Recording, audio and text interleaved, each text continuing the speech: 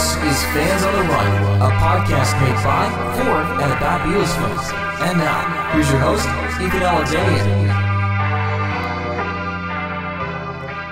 All right, hello. Welcome back to Fans on the Run. It's probably one of the Beatles podcasts you are listening to right now.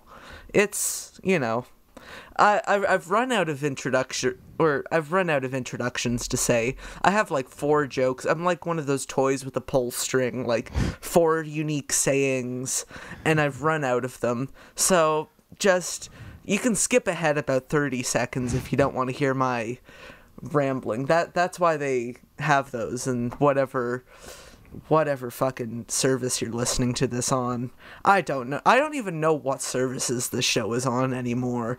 There's Spotify, iTunes, Podbean, iHeartRadio, Stitcher, the Flipper, Gipper. I don't care. Basically anywhere. But enough about me. Mystery guest, how are you today? I'm very well. How are you doing? I am doing just all right. Excellent. How would you describe yourself? Myself? I'm a searcher. Still haven't found... That's about all the time we have for today, everybody. Okay. Yeah. I was born in 1975. Yeah. I'm a searcher, yes. No. Should I describe my show? Or me? Please do. You're a searcher. Yeah. Not from the searchers. Not pins, needles and pins. Yeah, pins and needles. Get pins and needles more often than needles and pins. Sorry, yes. The show is Glass Onion on John Lennon. Started it, coming on for 2 years now. Every now and again, I would check iTunes and plug in John Lennon and think someone must have done a show, and they didn't. So as the cliche has it, I stepped into the gap, and I call it a deep dive, really. I kind of personalise. I think the new era of Beatles podcasts and solo Beatles is perhaps a bit more personal than it used to be. And so I kind of talk about that. And we've done some controversial things. Tom Hunyadi and I know you've had Tom on your show. That was a great one. Who's he? Shit, Sam said that as well. Sam said there's no other Paul McCartney podcasts. We reviewed Riding So High, and then I did one about politics, and I did do a couple about the assassination and his killer, which I totally understand is an area that some John Lennon fans or podcasters don't want to go to. But I just kind of wanted to explore it. But as James Tiberius Kirk once said, boldly going where no man has gone before. Yeah. Well, I did a joint show with a guy called Gordon from an Irish podcast called Those Conspiracy Guys. He'd already done a show about John Lennon, so we kind of fleshed that out, and we kind of left thinking, we left kind of saying the same thing. There's lots of circumstantial, so we didn't really, I don't know, I'm finding more and more, I don't know if you find this, but the more you research, in a way, the more confusing it gets. It's a black hole. And I'm finding, as time goes on, I'm actually less and less inclined to say that anything is my firm opinion. But because it changes. But I think that's fine because, there's still so many books coming out and new podcasts starting. The more you know, the more you don't. There you go. The further you travel, the less you know. Oh, that would be such a good place to end. But wow. We've already done 2. Yeah. But anyways, if you haven't been able to tell, our guest for today is the host of Glass Onion on John Lennon. He is Antony Rotunno. Welcome to Fans on the Run. Thank you. That was an amazing pronunciation. That was amazing. It's not so like we had to stop and start again. Absolutely not. That's the magic of computers, everybody. Yeah. Technology, yes. Technology, wow. I hate it. But, you got to do what you got to do. Yep. That's the reason we're here. How are you this fine? What time is it over there? Just gone 8 p.m. Oh, so it's going to be dark out. Yeah, a little bit, yeah. I'm doing all right. Been teaching English. Well, lots of hours. Quite repetitive, but, it's a challenge to try and keep it fresh. Well, let's talk about let's do something not repetitive. A Beatles podcast. Hey, to talk about John Lennon but for the first time ever. Yeah. I'm surprised no one has ever written a book about him. Yeah. You would think. You'd think. Yeah. But anyways, I want to jump right back to the beginning. Okay.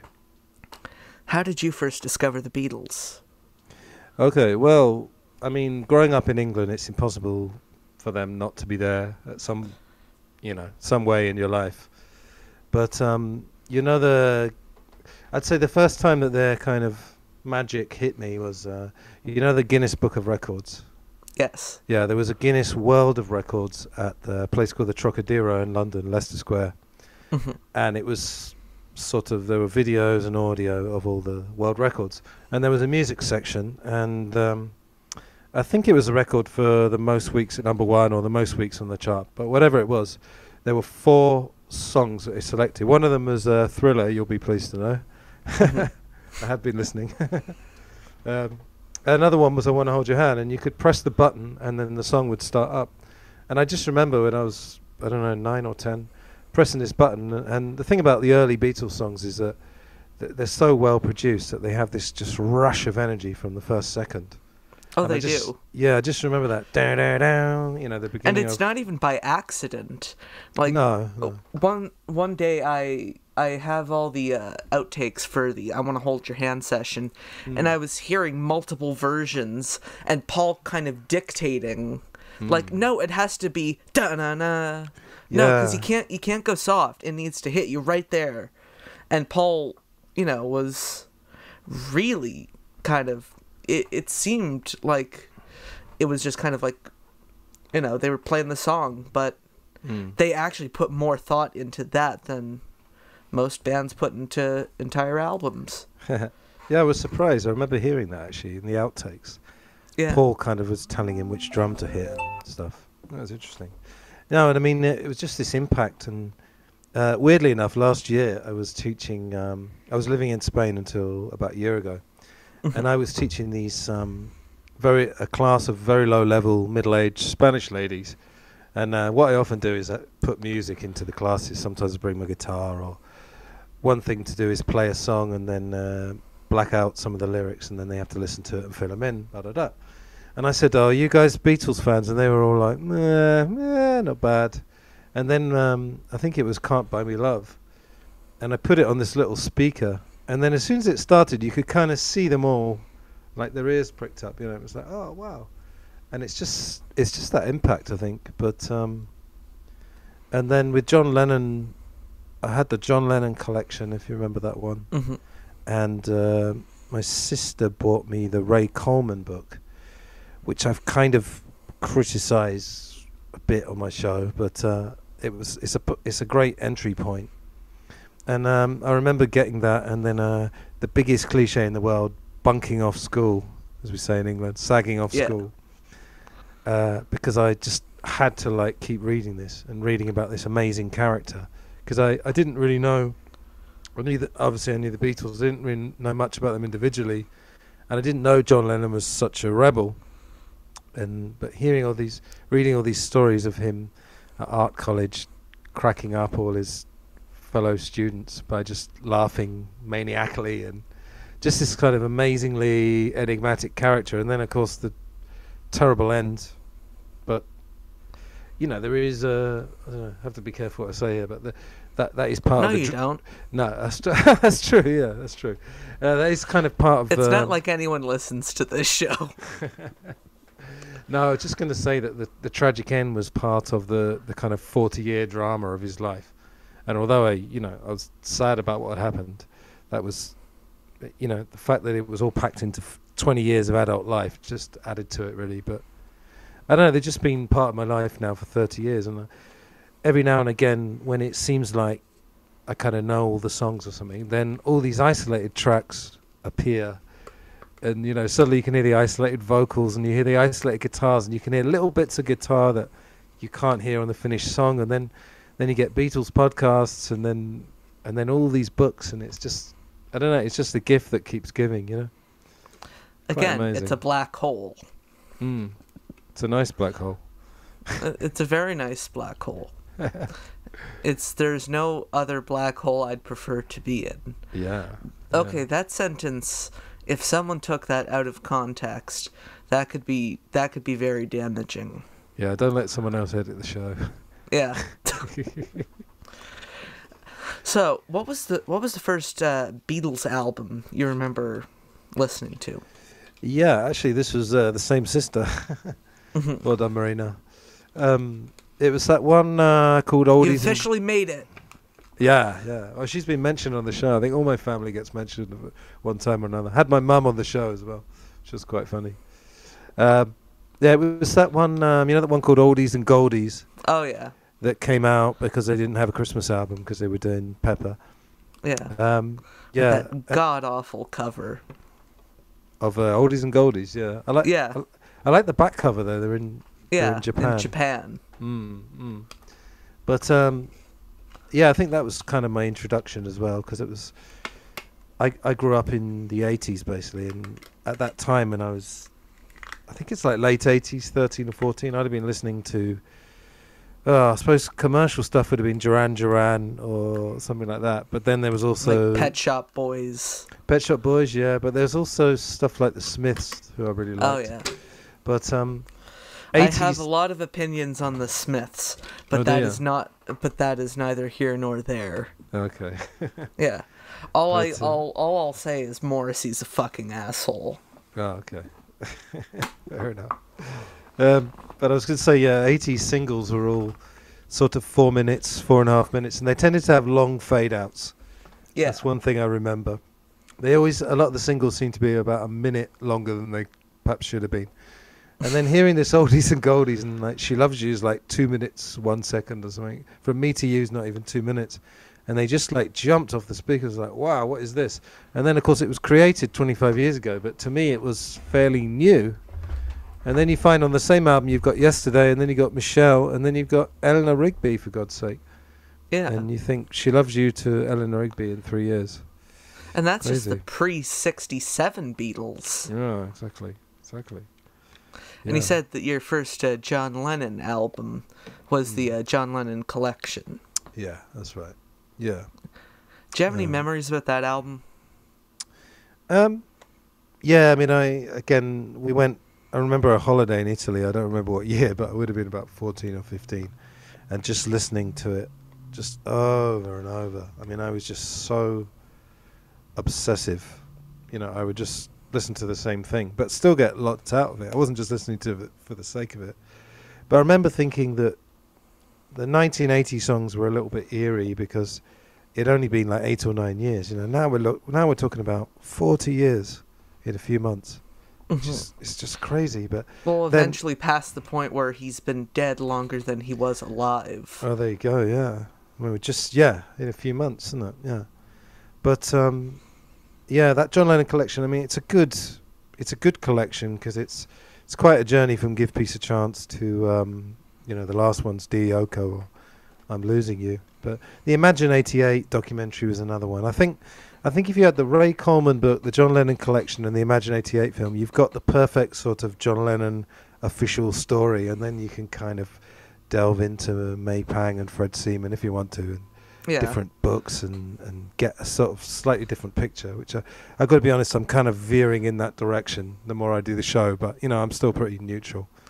I want to ask, because it's that late 80s time period, what are your thoughts on that Albert Goldman book? I mean, I've done a show which we recorded in May, and for whatever reason hasn't come out yet. And it was a guy called Ben Rowling, who's actually J.K. Rowling's cousin. And because I got in trouble for saying Rowling a lot, but his partner is the daughter of Marnie Hare, who was Albert Goldman's main source. She was the source for most of the stuff in the Dakota. And I actually got to talk to the girl who's called Caitlin, who was Marnie Hare's daughter and Sean Lennon's playmate in the Dakota. And we had a really interesting conversation. And they knew Albert Goldman, and they did say that he wasn't anything like as bad as he seemed. I think I'm just slowly, the sort of darker truth has come out, but I still think the way that was packaged, it was just a very tabloidy, very gossipy, and obviously everyone will tell you the same thing. The research was very good, but there just weren't any positive bits almost. Yeah. But I've got to be honest, I think I used to be an activist in London, and I used to do a lot of research on sort of dark topics. I guess people would call them conspiracy topics, but they're not all conspiracies. They're just sort of the dark underbelly of how the world works. And I suppose I tend to think the world probably runs in a darker way than a lot of people. I'd say that's probably the difference. And I think little bits of that book have been borne out through the years. Oh yeah. But then there's some really wild leaps in that book, and the way it's all packaged, the way it's all put together is very negative. And of course, when he appears on TV, there's some clips on YouTube, he doesn't come across well at all. And this lady I talked to said he really wasn't like that. And she didn't know why he came across so badly on TV, but that kind of adds fuel, doesn't it, to the anger about his book. You mentioned something. You were on the Conspiracy Guys podcast. I want to ask you, since we're talking about all this dark underbelly stuff, that whole theory about the Tavistock Institute. Do you have any thoughs on that? Well, I mean, do you listen to that show, the Irish show? I've listened to a bit. Yeah. I mean, they do podcasts of up to 7 or 8 hours, so it's something. They go deep. Yeah, I mean, it's definitely go big or go home, I guess. Yeah, it's. I think Tavistock is very interesting. I mean, I'm very of the opinion that society is somewhat engineered, and people say, how can a few people influence billions? And it's not really a few people influencing billions, but if you think about the fact that most people, what they are talking about in their discourse is what's been on the news. Now, if someone happens to be engineering that news, then they're engineering what quite a majority of people are going to be talking about. So I certainly don't think social engineering is out of the question, but I think with the Tavistock one, I haven't looked at it for ages, but there were a few things that when you actually know the topic, let's say as an expert, I don't mean that big-headedly, but you know what I mean, something you studied for a long time, you can actually see that there's quite a lot of factual errors in it. And I don't think, there was a secret group of songwriters that wrote the Lennon-McCartney songs, but what usually happens with the most outrageous things, if you dig into them, what actually happens is that there are little kernels of truth. So, I don't think anyone else only had a hand in writing the Beatles songs, but I could definitely get behind the idea that the whole 1967 Flower Power thing was kind of manufactured, because in the summer of 67, they locked up Mick Jagger and Keith Richards.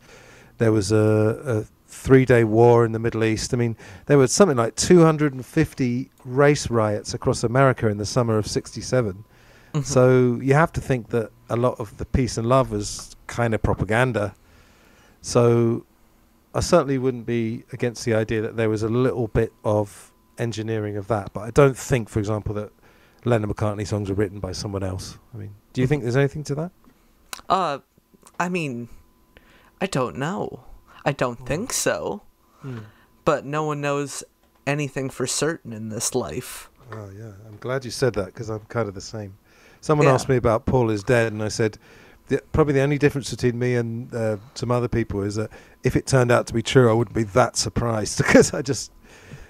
Like exactly. you said, I mean, I'm kind of on that same boat, and I don't want this to turn into full-blown, tinfoil hats. Yeah. But, if it turns out it did happen, it's like, okay. Yeah, that kind of adds up. I think things like Paul is Dead and, obviously the one they always say is, oh, you think Elvis is still alive? I think they're kind of straw men, and flat earth as well. They're sort of the worst possible examples of mad conspiracy theories, but there are quite a few that have turned out to be true. So I mean, the fact that I won't go into this now, but the fact the FBI had a file on John Lennon was a conspiracy theory until about 20 years ago. But Yeah. I just think there's more to know. That's all. Yeah. Well, where all life is just like an endless quest for information. Yeah. At least and that's kind of how I view it. Yeah, I mean, it's more and more questions, really. Mm-hmm. But, you know, you get these magic moments where a little bit of truth seeps through, and it's it's quite nice. Mm-hmm. But Beatles music, if it is nothing else, is just pure joy most of the time. Even if You it know. was completely fabricated by Tavistock, they couldn't have done a better job. They It did a good doesn't mean I job. don't like the music any less.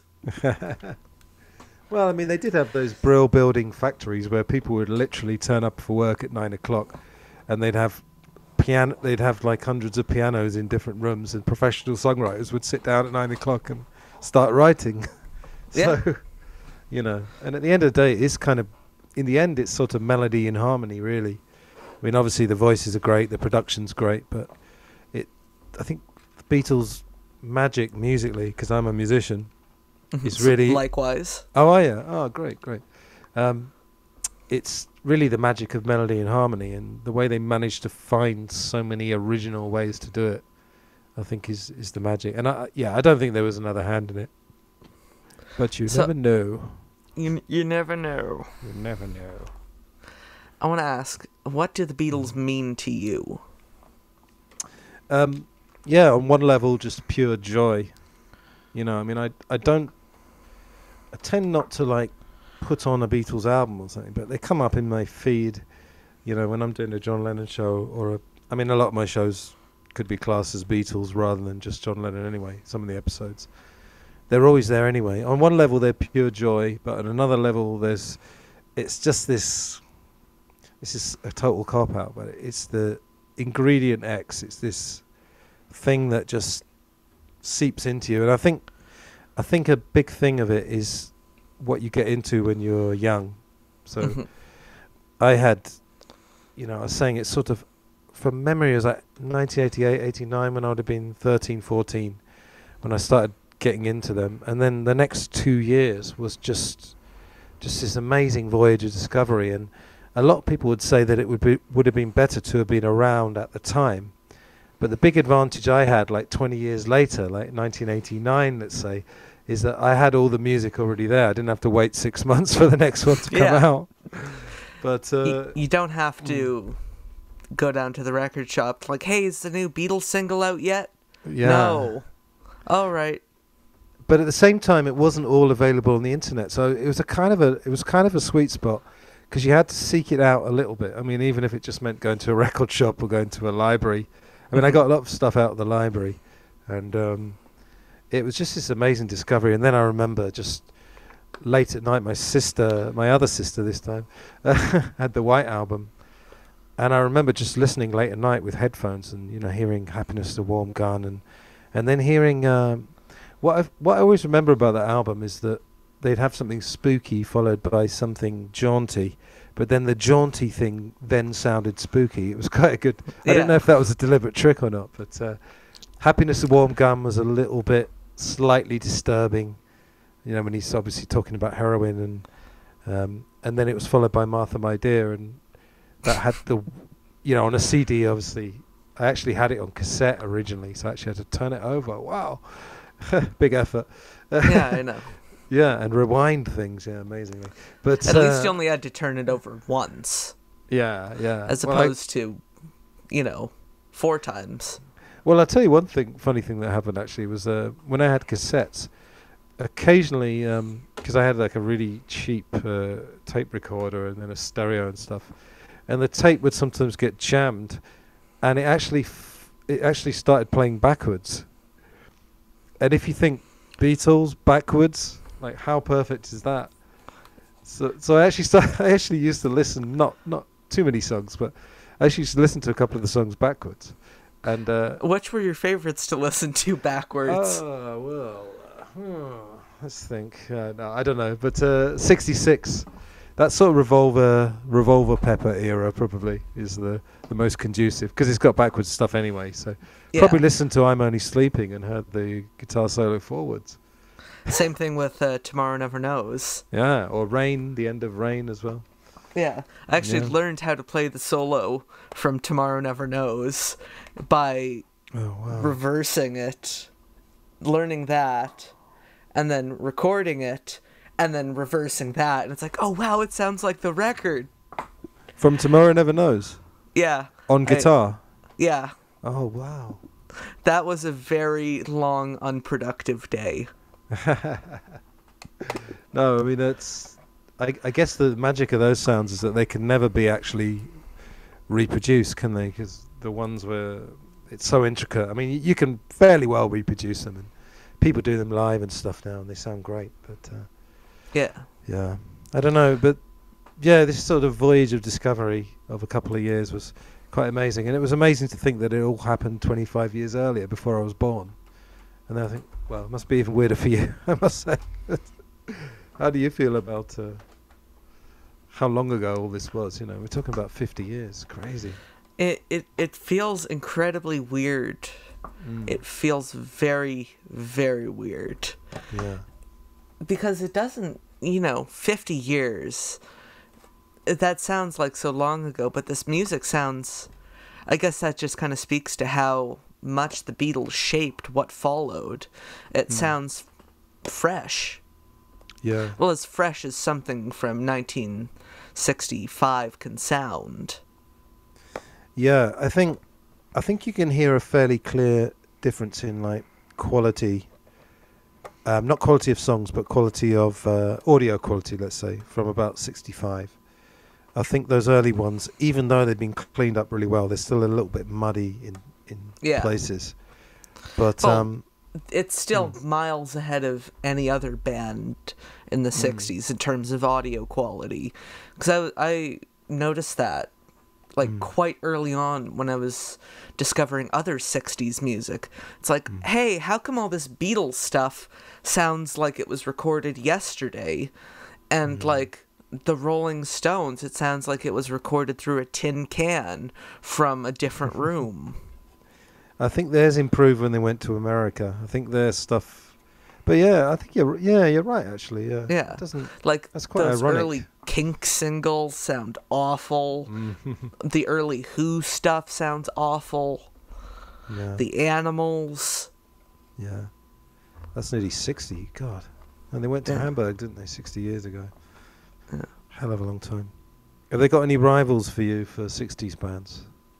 The Beatles? Well, there's a constant number 2, which is the Who. I'm a big Who fan. Right. 60s Who, not 70s, Quadrophenia, Tommy Who. Like, I like the Who Sell Out. Oh, yeah. Haven't heard that much, actually. Yeah, it's fantastic.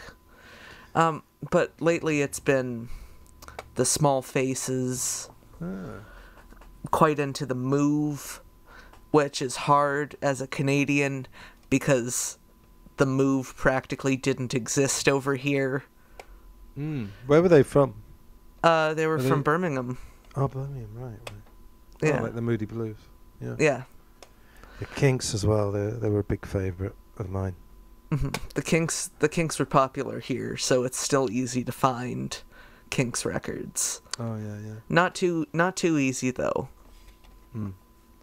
Yeah, I definitely put the Stones, the Who, the Kinks. I mean, I love Simon and Garfunkel. I just grew up with that, along with the Beatles. That was what sort of taught me how to sing harmonies. It's just incredible. And then late 60s, then suddenly you got Jimmy and Led Zeppelin and Janis Joplin and the Cream. Doors. Yeah, and the Doors and Neil Young and Creedence and. It's funny. Crazy. It sounds like you're naming more American bands and groups, and I'm naming more British. Yeah. I can't really think of too many. Beatles, Stones, Who, and Kinks. What else would there be? I don't really know the Small Faces that much. Well, there's the Zombies. Zombies, right. Yardbirds. Yeah, Yardbirds was never mad on, but I had a live album of theirs that was quite good. Yeah. Yeah.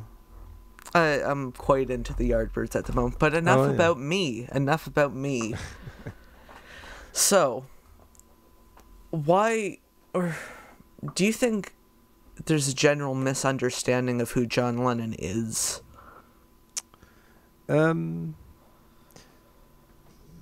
Probably some aspects of him, but I'm not sure that anyone quite knows. I think there's an official version.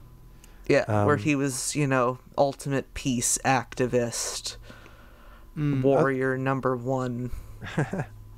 I think it's really from about 74 to about 1980 that it all gets a bit kind of muddy, and I feel very much less confident in saying what I think may have happened. I think up to then, it's not quite so mysterious because he was so public.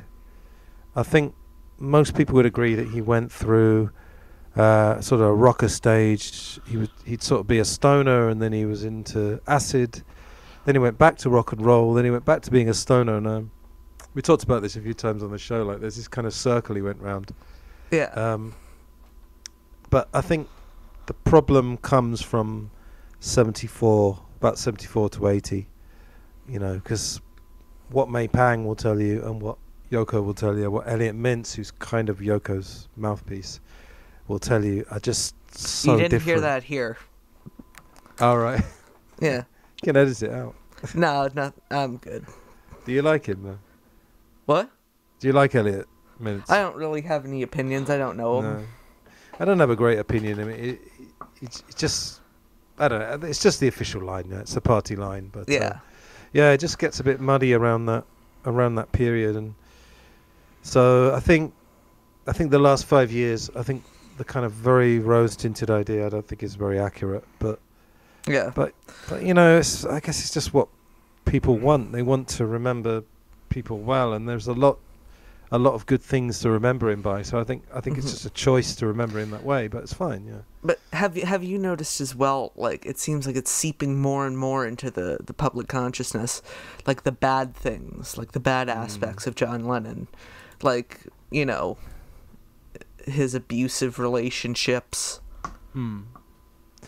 Yeah, but I think I think Cynthia has said on the record that he only hit her once. I mean, that was her book. Yeah, I mean, we just don't know. If I remember correctly, she said, like, she deserved it. Oh, did she? Yeah. Well, that's still one too many times to hit a woman. Right. And there was another lady called Thelma Pickles. Yeah. Which is a great name. I saw a documentary. It was actually about 10 years ago. It was ages ago, but she was on it, and she said that had happened. I think, and this is not to excuse it at all, but I think John Lennon and alcohol, and you must have seen people, we've all seen people who just change, like, and they get this sort of snarl or this look in their eyes, and you kind of know that, not to condone what they're doing, but you kind of know when they don't really know what they're doing, and they're going to wake up the next morning and think, what the fuck did I do last night? Yeah. And I'm not excusing it, but I'm sure from Cynthia's book, most of the problem came when he'd had a couple of drinks, and then all the demons came out, Yeah, because I assume he was quite, let's say, tipsy when he punched that journalist in the face in '63. Oh, Bob Wooler. Yeah. Bob Wooler. Yeah, that was a funny one because, I was saying earlier about this Ray Coleman and this kind of sanitized John Lennon. Have you heard the interview you did with Andy Peebles? I have not heard that one. A couple of days before he died, and it's obviously kind of strange and upsetting because it was 2 days before he died, but again, it's the official version, and he's very, very up, and he's very, very charming, and he tells the old stories and stuff. But funny enough, even in that interview, he actually said, with Bob Wooler, he said, I could have killed somebody, and I learned, not to drink. I mean, I don't think, other than the Lost Weekend, which again, not excusing it, I don't think he had too many periods where he was a heavy drinker from, there was Lost Weekend, but then, he had other demons. But I don't think John Lennon on drugs, let's say, doing acid was too much danger to people. I think the alcohol was a massive factor. What about the heroin? Yeah, but I mean, to me, I actually managed to get a therapist on my podcast, a psychology professional, And I was asking about this. Yeah, it was amazing. Well, that was one of my original ideas, because I do have a psychology background. I mean, not professionally, but academically. And that was one of my ideas, was to sort of introduce a bit of psychology. And I managed to get this guy on the show, and it was great. And he was... And I also included an audio clip of a guy called Gabor Mate, who's used to work with addicts in Vancouver. And he said one of his patients said heroin was like a warm hug. And it was really... I mean, it was just so powerful to hear that, because it was a person that had like never been hugged. And John Lennon certainly was hugged.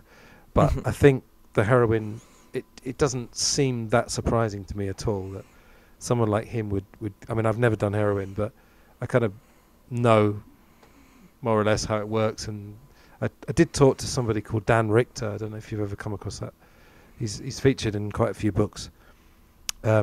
He was a heroin addict, and he told me about it. And he said it's, you know, it's not a mystery that people get into it, because he said almost anyone could get into it, actually. You know, I said to him, could a well-balanced person from a nice family who never really had any trouble, could they get addicted to heroin? He said, yeah, absolutely, because you've got the physical addiction, and then when there's a psychological side to it, then obviously the addiction is multiplied, and getting off it is even harder. So I think the heroin thing, to me, doesn't seem surprising somehow.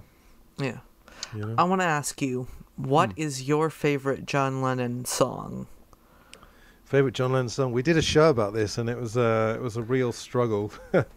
Go listen to that episode and then come back here. Yeah. We kind of cheated, because we chose the top 5 best and top 5 worst, but we kind of tried to do it to cover different areas of his career. But I'm going to just throw out Solo God, perhaps, or Love. Okay. Yeah, because I love Plastic Ono Band. Beatles, John Lennon songs, possibly something. I mean, there's a kind of what I call the holy trinity of 1967 is Strawberry Fields, Day in the Life, and I'm the Walrus. So perhaps Strawberry Fields. Give it the nod. It's a song that I don't think too much about, but when I do think about, it's, oh man, that song. Because if it was just the same arrangement all the way through, then you wouldn't really think much of it. But the fact that it goes full chaos, and there was that thing with the 2 takes, and then they had to slow one down and splice it. Yeah, and the drumming as well. Oh, the drumming. I think it was Paul McCartney also recording just on a floor tom, just dubba dubba dubba dubba dubba dubba da.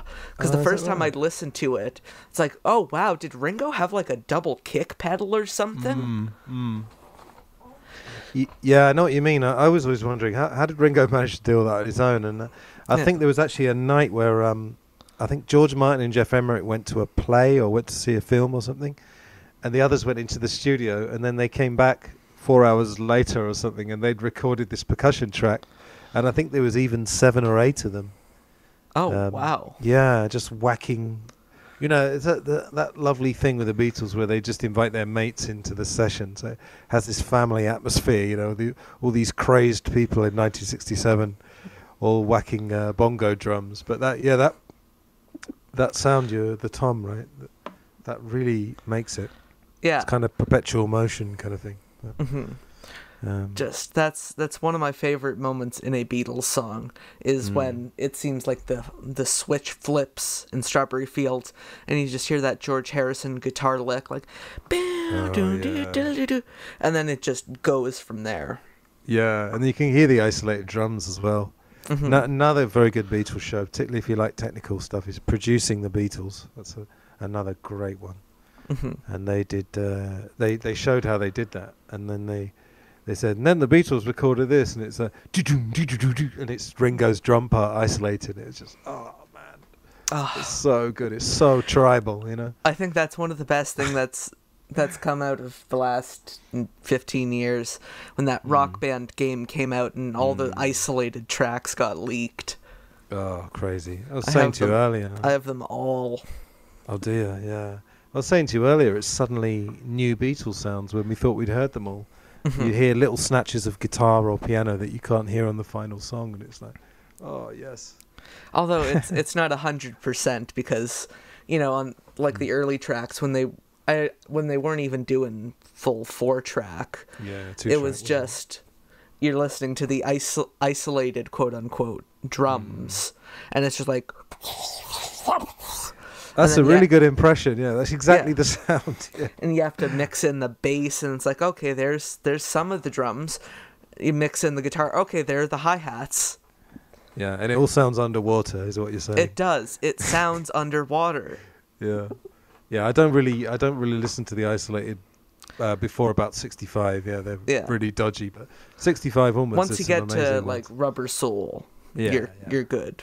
Yeah, definitely. Yeah. So, what is your least favorite John Lennon song out of those top 5 that you... Least favorite John Lennon song? Again, I'll refer to the show we did, just because I'm trying to remember. I think I picked on one that's called Only People from Mind Games. And it's not one I even knew that well, but I listened through Mind Games and think... And Mind Games is like half of a really good album, but there were a couple of... It was sort of, only people, da, da, and it was kind of really trite lyrics. And of the... I don't think of the well-known ones or the ones we know. I can't actually think of any bad ones. It's weird. I don't hate too many of them. There's some that I don't really care for that much. And one of them's quite controversial. I don't really care for Jealous Guy. Oh, interesting. Yeah. Okay. The lyrics or the music or just the overall The music, more so. Ah, interesting. Yeah. What do you think of Child of Nature, then? Do you think... I mean, it's a bit better. I like it a bit better than Jealous Guy. I think they couldn't really have Child of Nature and Mother Nature's Son. But yeah. That was interesting that John and Paul wrote a pretty similar song. Or similar, acoustic-y song about nature. That was cool. Same Donovan finger-picking pattern. Yeah, the Travis picking, which I've used on a few of my songs. Travis picking. When I first discovered the Travis picking, it was just like, yep, everything will have that for the next 3 months. Yeah. So it's a funny thing. I had, when I was discovering... I mean, I was always drawn more to John Lennon than the others, but it's sort of evened out. I think John and Paul are just to me they're just perfectly equal. There's a sort of equal talent wise, I don't really have any preference. I just love both of them. But I've found that there's certain traits of John Lennon which have just gone into me, and one of them is, like I was saying, obsessing about things and like discovering something, particularly like when I was younger, discovering something and then just going full bore on that for like 3 months. The same way they'd say, oh, let's have everything backwards.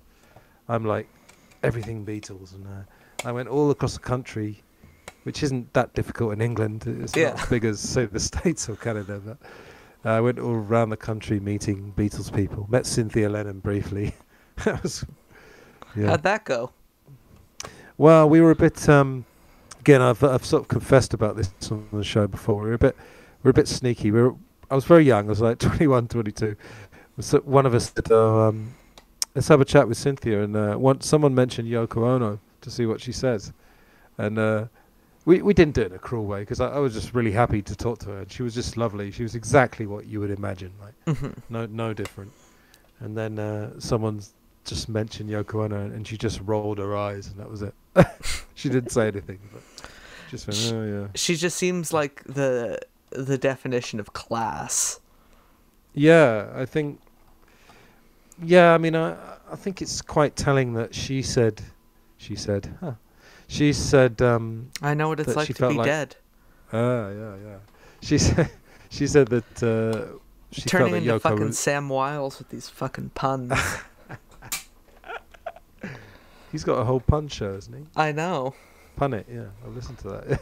Yeah. Which even the name, obviously, Pun It is it's is disappointing. A pun I hate puns. They make me want to fucking die. Okay, no more puns. Yeah. No, what was I talking about? Yeah. No, Cynthia said that she did feel that Yoko was the one for John, so it was interesting to get it get that from her. I think it was in her book or an interview or something. But yeah, I mean, she's just classy, but I don't know. Would it be bad to say she was too normal? What do you think? I don't think that's actually too bad, considering how not normal John Lennon was. Yeah, or turned out to be. Yeah, she was, a well-rounded person, and John Lennon was John Lennon. And he was an enigma wrapped in a riddle. Yeah, I think he just had to experience things to the full, go to the extremes, I mean, if you think about, have you heard of John Dunbar? He had the Indica Gallery, and he was Marianne Faithfull's ex-husband, and then he did more acid with John than anyone else did.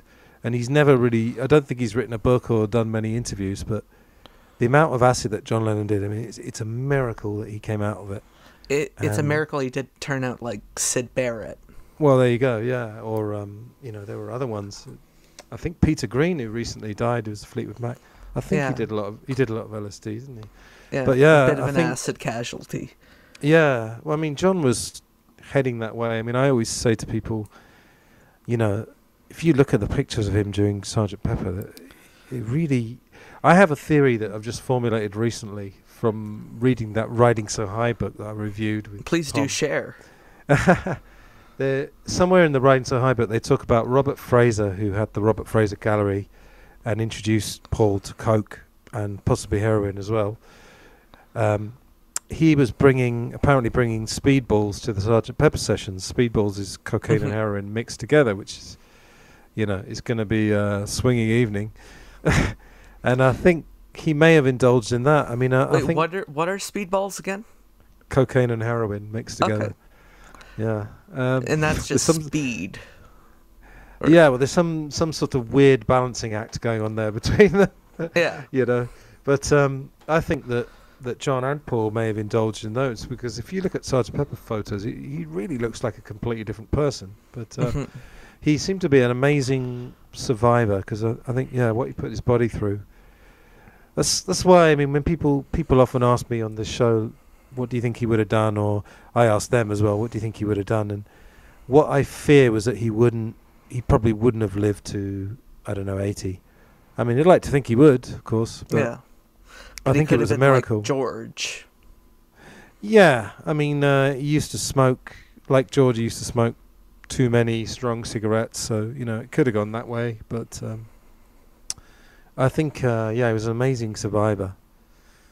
What he did to himself, basically. How did we get on to talking about that? Well, I want to ask you a really weird question. Go on. So this will probably date the conversation based on when it'll be uploaded a little, but as of now, there's a new John Lennon compilation coming out called "Give Me Some Truth." What is your favorite John Lennon compilation? Oh. Well, did you have some inside information? Because I just did a show about this with Ed and Lonnie. Did you know about that or not? I did not know about that. Oh, right. But I also just did a show with Ed and Lonnie, but nothing to do with that. No, I heard that. The anthology, right? I heard the first one of those. Oh, it's great. Oh, it's great. Apologies. No, I did post on social media, give me some truth. We don't need another fucking compilation. That's the truth, basically. But yeah, because I listened to the new mix of Mind Games, and I really like what they did with the Instant Karma remix. But Mind Games, I feel like it just kind of ruined the song. Yeah, I don't know if I've heard that, actually. I think I heard the Instant Karma one. Like, what I loved about, like, the Instant Karma, it brought out the choir, but it kept the drums sounding fairly like the original. The vocals were bright. But, like, what I loved about the original mix of Mind Games was it sounded like that Phil Spector wall of sound, And I feel like it doesn't sound that good all opened up. It sounds barren. Yeah, it's strange, isn't it? Because, first of all, I'm not really a person that hears a big difference in remasters and remixes. You know, if someone points something out to me, I'm going to notice it. But, you know, I think I don't know, I think I like the songs as they are, but, you know, I'm going to completely contradict that by, you know, if we talk about the White Album, for example, that album was just absolutely elevated, so I've just completely contradicted what I just said. Yeah. But, I think... you like the White Album remix? I did, yeah. But, yeah, I think, you know, maybe someone who's never owned a John Lennon compilation, this might be their first one, and they'd be really happy with it, you know, because they're probably getting the best versions possible of most of the songs. But is it necessary? But hard to say. It confuses me. It's like, these are the ultimate mixes. And it's like, there's a number of songs from Imagine on that compilation. Didn't they just do ultimate mixes of those like 2 years ago? It's like, so wait, which are the ultimate mixes? It's like, oh, these are the ultimate 2020 mixes. Yeah, these are the even more ultimate mixes than the last ones. Yeah. At that point, it's bordering on Spinal Tap territory. Yeah. But when we did the show with Ed and Lonnie, we looked on Wikipedia, all the compilations, and we were going through them chronologically, and we were able to justify the first 5 or 6. Yeah. It's like, oh, okay, that's the singles that weren't on the albums. That's this, that's that. Yeah. This is all the stuff. Fish. Shaved Fish, yeah. I mean, that was great for up to the time when he kind of retired from public life, and then John Lennon Collection included 1980, and then the Lennon Legend included the Milk and Honey song. So they were just tenuously, and then we got to these other ones, and then there's one called Peace, Love and Truth, with a really kind of Peace, Love and Truth cover, and it was all sort of peace songs. But then they had... but then they had I Don't Want to Face It in there, which isn't really, you know, you say you want to save humanity, but it's people that you just can't stand, you know. One of the great lyrics. But having that one and I'd love one of those like peace and love compilations, but just have Serve Yourself thrown in there. Oh, yeah. Like smack in the middle. Yeah, favourite John Lennon compilation. I probably have to say Lennon Legend, because I loved John Lennon Collection, but Lennon Legend had a few other on there, and Cold Turkey. But then, you know, if you're talking about sort of outtakes and everything, I think the John Lennon Anthology box, you know, from 98. Yeah. Oh, I mean, that was just fabulous. Couldn't fault that one at all. Yeah. Is that the one that's Once Upon a Time? Or Once Upon a Time was a compilation of a compilation. Oh, which yeah, came out at the same time. It was the compilation of the anthology. That's it, yeah. Yeah. The best stuff. Yeah. So, I'll divert focus back to the Beatles now. What is your favorite Beatles album?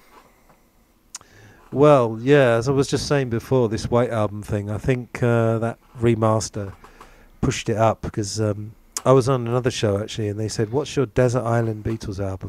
What show was this? Oh Jesus, what was it called? Tomorrow Never Knows. Okay. No, cut out the bit where I wasn't sure. Yeah, Tomorrow no filter, Never Knows. Baby. Tomorrow Never Knows, because there's a show called Desert Island Discs that you may have come across, which is a sort of a British institution, and they never asked me to go on there, by the way. That was John Peel, right?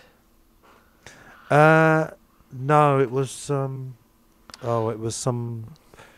old establishment fella from England for years, and then it was Sue Lawley and Kirsty Young, but it's had lots of people you'd have heard of. Not Whispering Bob. No, not Whispering Bob Harris, no. Used to listen to him when I was about 15. He had the Late Show on BBC, on Radio 1.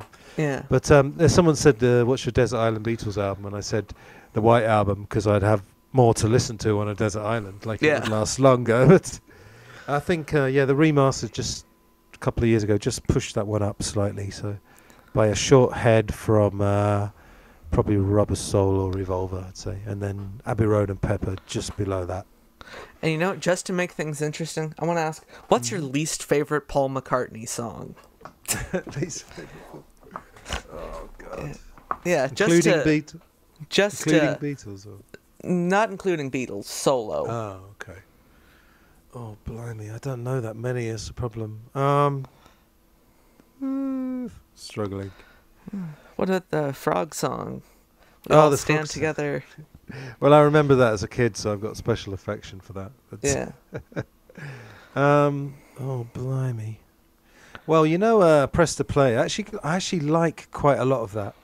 In fact, I like a lot of that. But there's a couple on there. What would be the weaker songs on that album? I'll try and remember. Talk More Talk. Talk More Talk. No, I quite like that. It's a good show. Stranglehold, I really like. Footprints. Oh, there's that one called Angry, just because it doesn't sound very convincing. Yeah. It doesn't sound very angry. And the fact that he said he was angry, he needed to say he was angry, probably diluted the anger. So, yeah, I've overthought that one, haven't I? Yeah. That's what the show's about, though. It's about overthinking things. Oh, so's mine as well. Perfect. Match made in heaven, kindred spirits. Yeah, absolutely. I can't think... Can I ask you yours? Can I stall for time? Oh, sure. My least favorite McCartney song. Yeah. It's a good song. It's simultaneously one of my favorites and my least favorite. Does that make sense?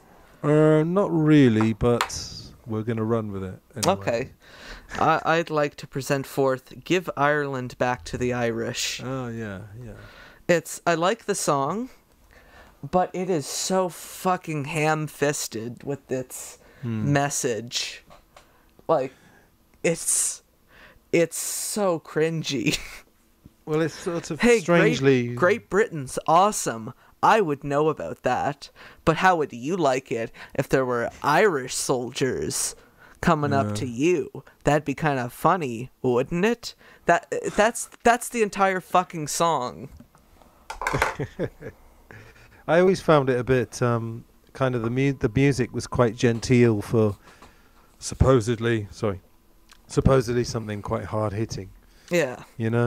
And I think because there've been so many other better songs. I mean, U2's Sunday Bloody Sunday. John Lennon did a song called Luck of the Irish. Well, no, I wasn't thinking of that one. Actually, that was no. He did. Didn't he have one called Bloody Sunday as well? I think Sunday so. Bloody. I think him and U2 both had one called Sunday Bloody Sunday. I think. Yeah. Luck of the Irish was. Yeah, that was actually when you asked me about my least favourite. I think it's not the tune, it's the context that he's talking about genocide and he's got this strange sort of Irish waltz. I get the irony of it. I get what he was trying to do, but it didn't really work. I've thought of a Paul song. Okay. I mean, it has to be Mary As the Little Lamb, I'm afraid. And I defend Paul. I've found myself, as I get older, defending Paul much more and saying the guy can do what he wants. And if he does something that everybody else thinks is absurd, then maybe that's him being way out rather than him being kind of lame. But I think Mary Had a Little Lamb is just a tiny bit beyond the pale. Yeah. A lot of those early Wings songs I find just kind of annoying. I just don't know them. I don't know his solo career that well. I know the ones I like, the albums I like, but I don't know them. There's a few of those Wings albums I don't really know that well. But and lastly, what is your favorite John Lennon album? That one's easier. Plastic Ono Band. Okay. I mean, I actually read the Primal Scream. Have a guess why I read that. No, I kind of sought that book out and I read it. It was an amazing book. And I said I've kind of got psychology background. I'm very interested in things like mental health and things like that. And he'd just been through this primal therapy. I'm pretty sure he had a nervous breakdown as well in 1970. And when he had all his hair shaved and yeah. But I think it's now become a cliche sort of pain in art. But I don't think it was a cliche back then. And I think even John Lennon's biggest critic could never say that album was inauthentic. I think Imagine was a bit more inauthentic because it was a conscious decision to put some chocolate sauce or syrup on it, whatever you want to call it, whatever his quote was. But I hadn't listened to it for ages, and then we did a show about 1970 and actually listened to it on headphones all the way through for the first time in years, and it was just so powerful. And so I'd have to say that one. And now It's it easier. gets to my favorite point in the show. What would you like to plug? What I like to plug? Well, I mean, I've got some music. It's quite Beatley, which is not surprising, John Lennon-y. I have my music on bandcamp.com, so if you just search under my name, Antony, without an H, and then Rotunno, Rotunno. And then obviously, Glass Onion on John Lennon, on all the usual places, and the Twitter is at Onion Lennon. And all I really want to say about it is that I think it, at the moment, it seems to be the only John Lennon podcast, although obviously the other guys dip into John Lennon solo career, and I talk a lot about John Lennon in the Beatles. I mean, that's still for me the most interesting part.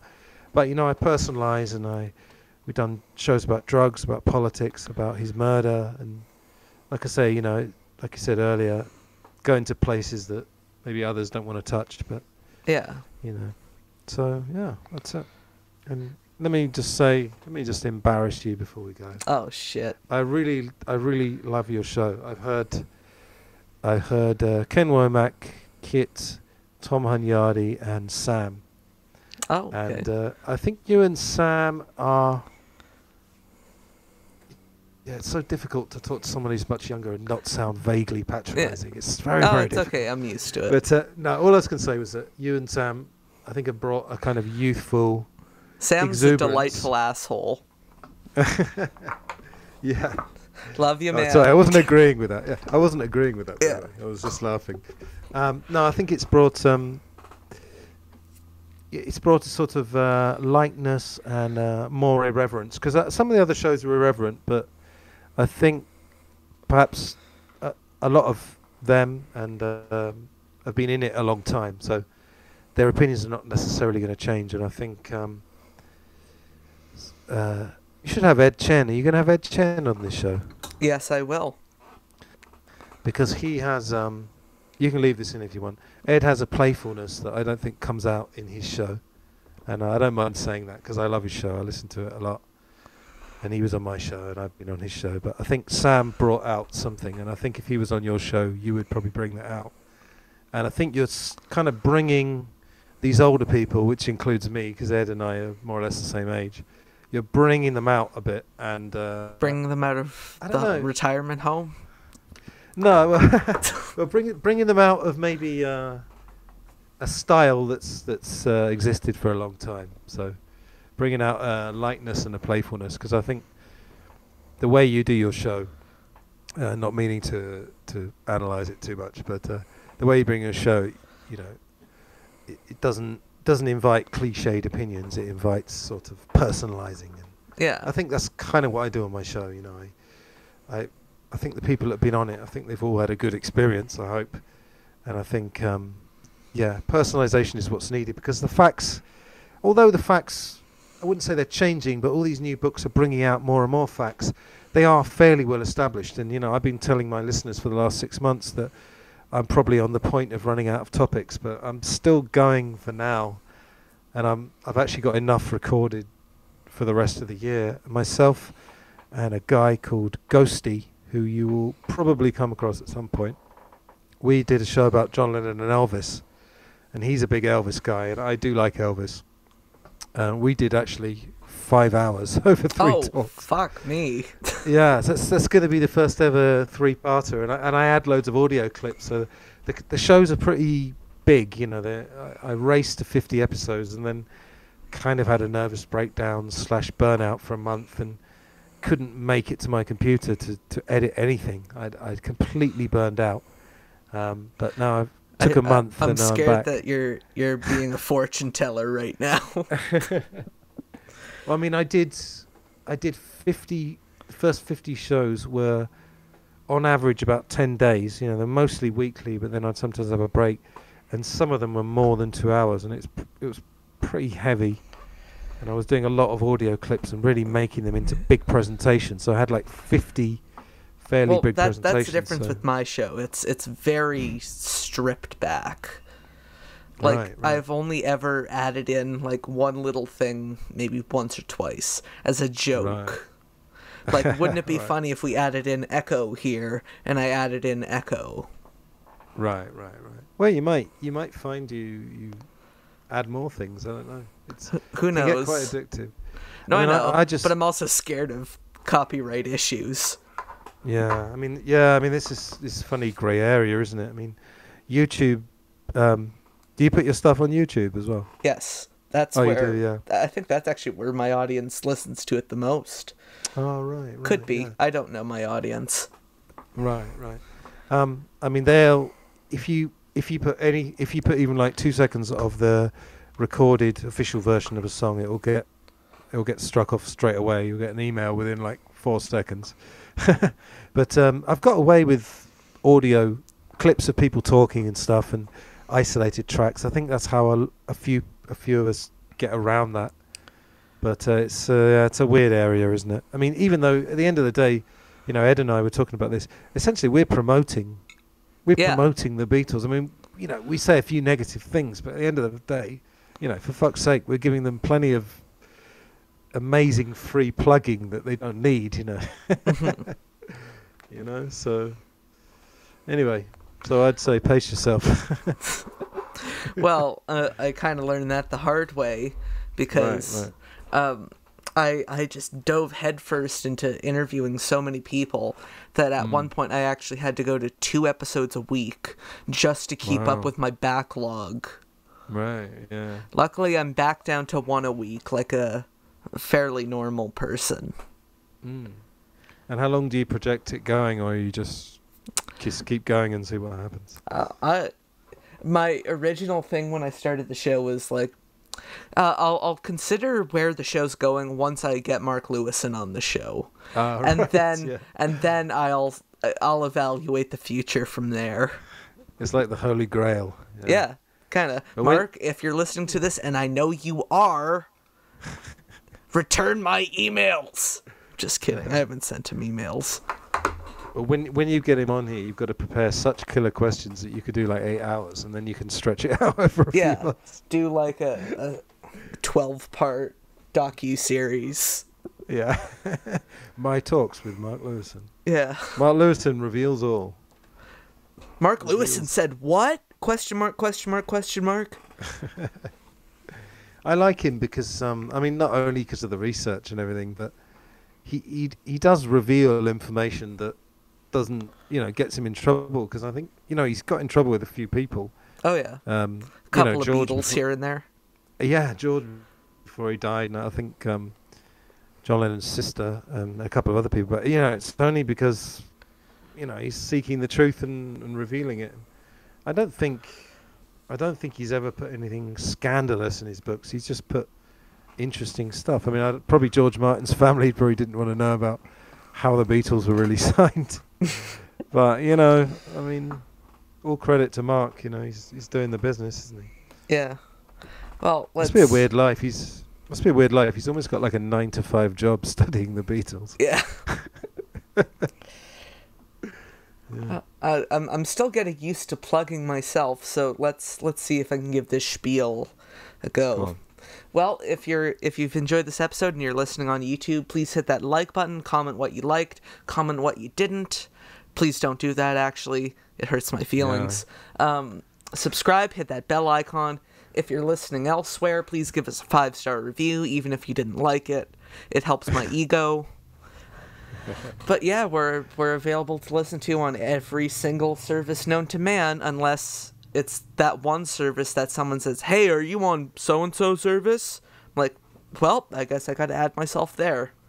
You can't get enough of me. No matter how hard you try and get rid of me. I'm Can like, I say one? Yes, you can. You can say many things. No, I was going to say one thing. I stopped asking for reviews, positive or negative. I don't mention that because I got a negative one. It was like, fuck. Yeah. Oh, I just walked into that. Yeah. On my first episode, or the second episode I did, which was the Ken Womack, I got 1 thumbs down on YouTube. And I was so upset that I sent the link to all my friends and said, "Can you please like this so the dislike seems smaller?"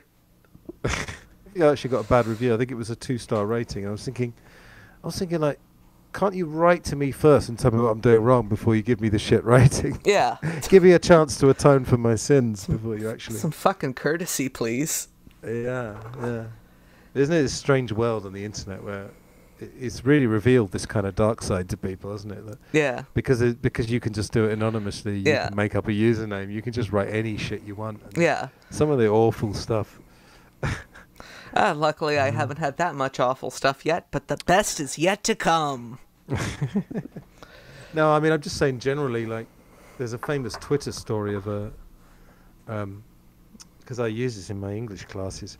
I think she was a journalist. It was about 10 years ago, and she was on a plane to Africa. Oh, Don't know if yes. Have you heard of this? Yeah. And she tweeted, going to Africa, hope I don't get AIDS. And she did explain... I don't know, I guess she's a journalist. She did explain the logic behind it, but I mean, I think it was like a silly thing to do rather than something malicious. But do you know what happened? Like she turned off her phone, and then by the time she'd landed, she'd got hundreds of messages, but some of them are like, I won't even repeat them. I mean, some of them are just awful. But it was stuff like, I'd love to see your fucking face when you check your phone. It's all stuff like that, which is really... if you don't like someone's politics, fair enough, or if you think they made a misguided comment, but it's that delighting in people's misfortune. I think that's the dark side that Twitter and stuff has brought up. On that jolly note. Yeah. So that's not a good note, is it? Antony, thank you so much for coming on the show. It's been a blast. You're very welcome. No, it's been great, and keep going with the show, and good luck with everything. To everyone else out there, thank you for listening. You can go home now. Fans on the Run is produced by Ethan Alexanian. Additional voiceovers by Richard Phillip. This has been a Showtown production.